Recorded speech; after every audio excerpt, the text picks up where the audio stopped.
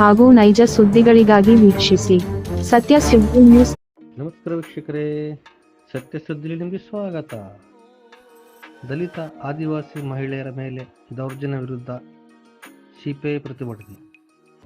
ಹೌದು ವೀಕ್ಷಕರೇ, ದಾವಣಗೆರೆ ದಲಿತರ, ಆದಿವಾಸಿಗಳ, ಅಲ್ಪಸಂಖ್ಯಾತರ ಮತ್ತು ಮಹಿಳೆಯರ ಮೇಲೆ ದೌರ್ಜನ್ಯಗಳನ್ನು ಖಂಡಿಸಿ ಸಿಪಿಐ ಜಿಲ್ಲಾ ಮಂಡಳಿ ಜಯದೇವ ಸರ್ಕಲ್ನಲ್ಲಿ ಪ್ರತಿಭಟನೆ ನಡೆಸಿ ಅಖಿಲ ಭಾರತ ಪ್ರತಿಭಟನಾ ದಿನ ಅಂಗವಾಗಿ ನಡೆದ ಕಾರ್ಯಕ್ರಮದಲ್ಲಿ ಮಾತನಾಡಿದ ಜಿಲ್ಲಾ ಕಾರ್ಯದರ್ಶಿ ಕಮ್ಯುನಿಸ್ಟ್ ಅವರ್ಗೆರೆ ಚಂದ್ರು ರವರು, ಶತಮಾನಗಳಿಂದ ನಡೆಯುತ್ತಿರುವ ದಬ್ಬಾಳಿಕೆ, ಶೋಷಣೆ ಇಂದಿಗೂ ಮುಂದುವರಿದಿದ್ದು, ಸರ್ಕಾರಗಳು ಸಂವಿಧಾನಬದ್ಧವಾಗಿ ನ್ಯಾಯ ಒದಗಿಸಬೇಕು ಎಂದು ಹೇಳಿದರು.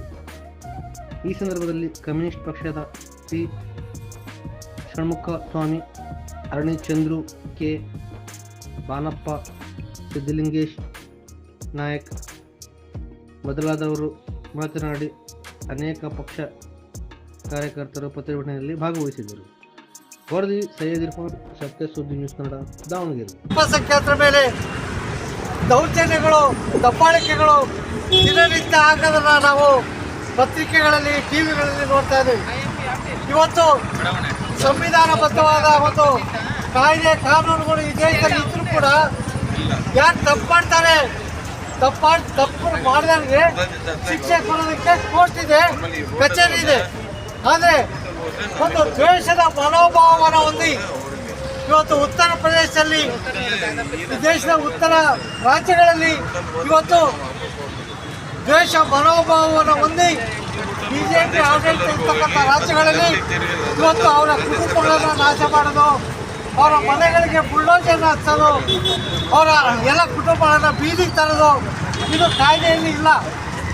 ಸಂವಿಧಾನ ಬದ್ಧವಾಗಿ ಇವತ್ತು ಏನು ನಡಿಬೇಕಾದಂಥ ಸರ್ಕಾರಗಳು ಇವತ್ತು ಸಂವಿಧಾನವನ್ನು ಉಲ್ಲಂಘನೆ ಮಾಡಿ ಈ ಬಿಜೆಪಿ RSSನ ಮಹಿಳೆಯರ ಹೊಂದಿರತಕ್ಕಂಥ ಈ ಸರ್ಕಾರಗಳು ಇವತ್ತು ಸಾಮಾನ್ಯ ಜನರನ್ನು ಗುರಿಯಾಗಿಟ್ಕೊಂಡು, ಅಲ್ಪಸಂಖ್ಯಾತರನ್ನ ಗುರಿಯಾಗಿಟ್ಕೊಂಡು, ಹಿಂದುಳಿದ ವರ್ಗಗಳನ್ನು ಗುರಿಯಾಗಿಟ್ಕೊಂಡು, ಇವತ್ತು ಮಹಿಳೆಯರನ್ನು ಗುರಿಯಾಗಿಟ್ಕೊಂಡು, ಇವತ್ತು ಸಾಮಾಜಿಕ ಹೋರಾಟಗಾರರನ್ನು ಗುರಿಯಾಗಿಟ್ಕೊಂಡು ಇವತ್ತು ದೌರ್ಜನ್ಯ, ದಬ್ಬಾಳಿಕೆಗಳನ್ನ ಏನು ದೇಶಾದ್ಯಂತ ಈ ಸರ್ಕಾರಗಳು ನಡೆಸ್ತಾ ಇದ್ದಾವೆ.